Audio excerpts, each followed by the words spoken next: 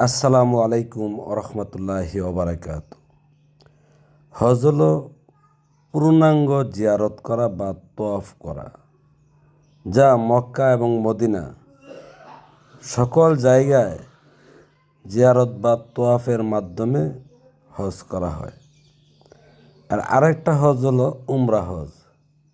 উমরা হজ হলো শুধু কাবা শরীফ জিয়ারত করা।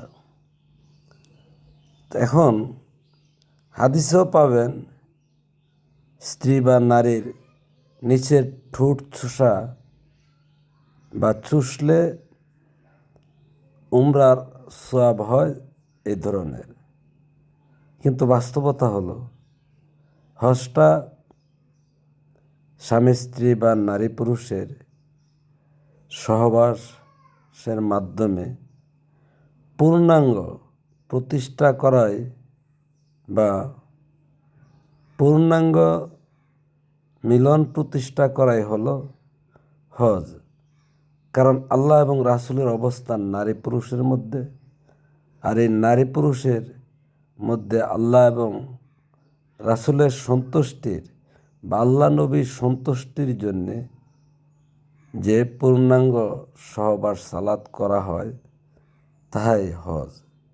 আর আপনি যদি আপনার স্ত্রীর ঠোঁট চুষেন, তাহলে সেখানেও একটা পূর্ণাঙ্গ তৃপ্তি, সুখ, আনন্দ, প্রেম, মোহব্বত হয়ে যায়।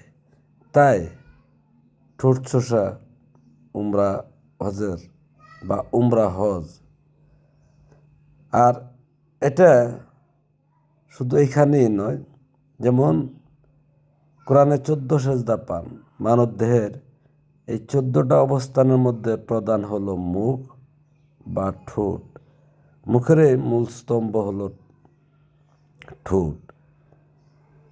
তো এই ঠোঁটের মধ্যে আল্লাহর কুদরত, প্রেম, আকর্ষণ, সৌন্দর্য এবং কথা বলে ঠোঁটের ভঙ্গির মাধ্যমে আল্লাহ এই কুদরতের বহিঃপ্রকাশ ঘটে। এবং এই তুষার মধ্যে নারী সবচেয়ে বেশি সুখ অনুভব করে, যা পুরুষরা করে না। এ কারণে স্ত্রীর নিচের ঠোঁট চুষবেন যখনই একত্রিত হলেন, মহব্বতে লিপ্ত হলেন বা রোমান্টিক অবস্থায় গেলেন, তখন ঠোঁটে চুমো খান বা ঠোঁট চুষেন। এতে করে আপনারা সুখী হবেন, আনন্দিত হবেন এবং আল্লাহও সন্তুষ্ট।